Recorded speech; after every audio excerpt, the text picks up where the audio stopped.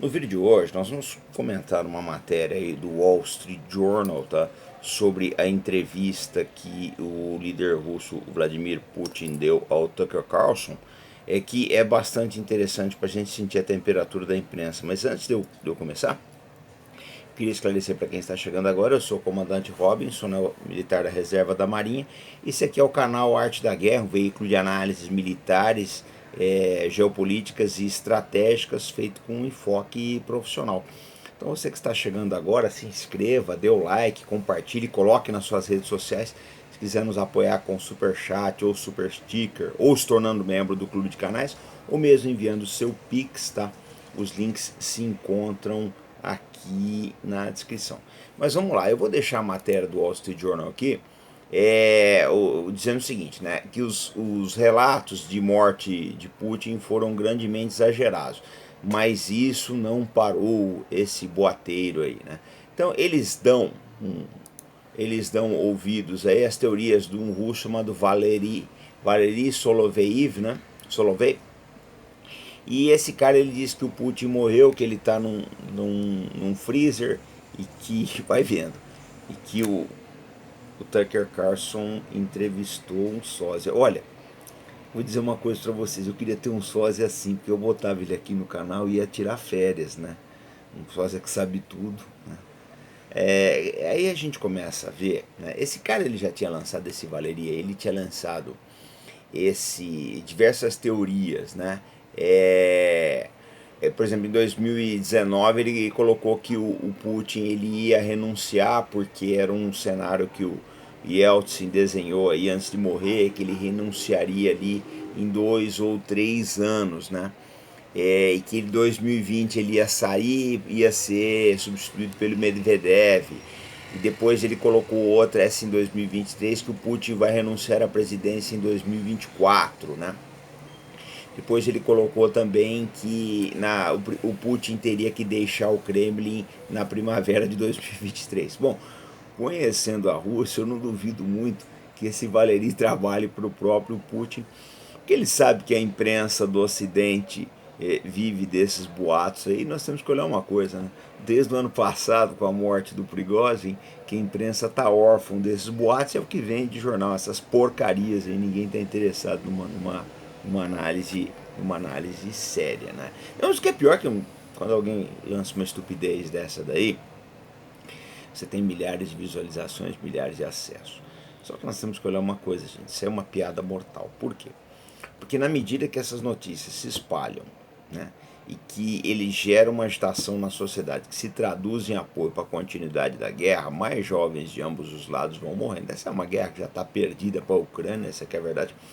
Qualquer analista sério vai te falar, você vai achar um maluco que vai falar que a Ucrânia está às portas de Moscou, sempre tem, né? Mas aí depende, eu falo sempre isso, às vezes as pessoas me mandam uns vídeos, umas coisas, eu falo, meu amigo, você está com tempo sobrando, né? Para se informar por essas porcarias, você está com seu tempo sobrando, porque a realidade é muito ruim para a Ucrânia, é muito difícil, principalmente se agora, né, segunda metade de fevereiro, aqui o começo de março, a Câmara dos Deputados dos Estados Unidos rejeitar esse plano aí de envio de dinheiro para a Ucrânia. E a situação vai ficar bastante difícil. Há uma possibilidade deles rejeitarem. Eu não sei como é que isso vai ficar. E mesmo que a Câmara aprove esse dinheiro, a situação vai ficar muito complicada. Por quê? Porque falta gente. Aí o pessoal vai falar, mas a Ucrânia tem 1 milhão de soldados no campo de batalha, 1 milhão de soldados mobilizados, né? Isso é o que ela diz, né? O drama hoje lá é o seguinte, teria 1 milhão de mobilizados, mas só 300 mil no campo de batalha. Olha, gente, com a experiência de cobertura de guerras, de análise de guerras anteriores, principalmente do Vietnã, a gente aprende uma coisa. Tinha general vietnamita que ele dizia que tinha 8 mil soldados com ele. Na verdade, ele só tinha 3 mil. Mandavam recursos para ele, né, em função desses 8 mil que ele botou no papel. Ele pagava os 3 mil, quando pagava, embolsava o resto. Considerando-se o grau de corrupção da Ucrânia, que a gente sabe que é altíssimo, eu não duvido que o número de mobilizados seja bem menor do que esse, o número de combatentes na frente seja inferior também ao estimado. Eu não duvido de nada disso. Mas aí, quando a gente pega malucos que nem esse Solovey aí, né? Essas mentiras acabam ficando em segundo plano, porque todo mundo vai atrás de uma afirmação idiota dessa que o Putin se encontra num freezer, né? Agora, o que é pior é ver um jornal que nem o Wall Street Journal, né?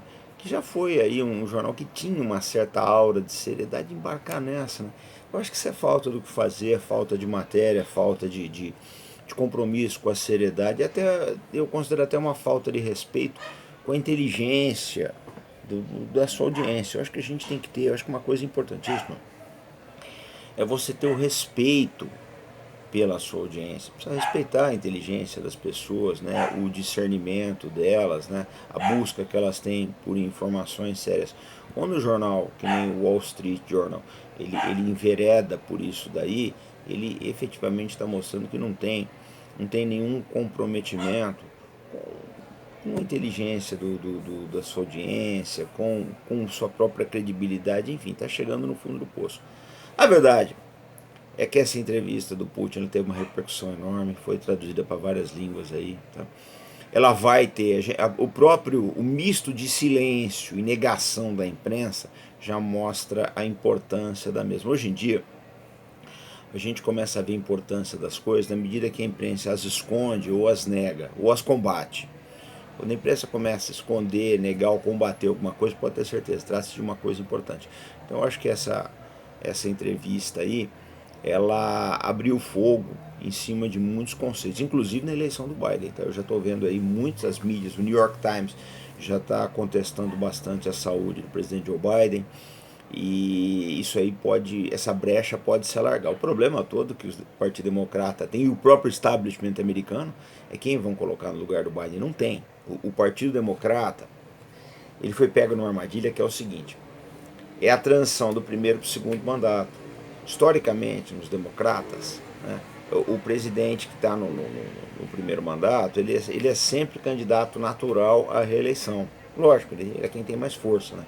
Teve dois casos aí de presidentes que renunciaram. Foi o que não quis disputar o segundo mandato. Foi o Lyndon Johnson e o Harry Truman. Coincidentemente, os dois assumiram, né, o meio do mandato e um presidente faleceu. No caso do Truman, assumiu do presidente Roosevelt. E no caso do, do Lyndon Johnson, que assumiu o mandato do Kennedy. Então eles já tinham feito praticamente um mandato e meio, não tinha razão para disputar um segundo.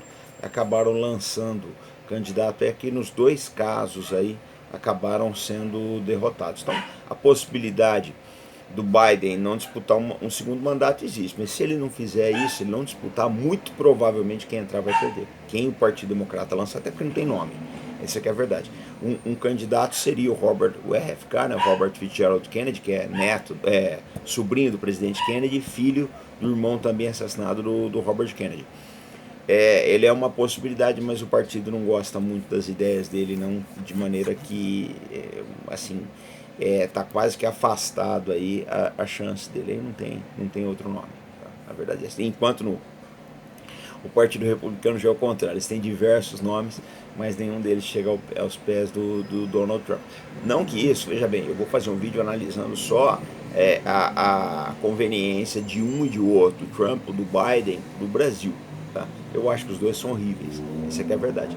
Mas o Partido Democrata, ele chegou nesse problema aí. Eu não sei como é que eles vão lidar com isso. A possibilidade deles perderem essa eleição é muito grande. Né? Então, essa é a situação que nós temos hoje, né? Com tantos problemas aí no mundo, com tantas crises, com tantos dilemas, né? A preocupação do Wall Street Journal é se o Putin está em algum freezer em Moscou.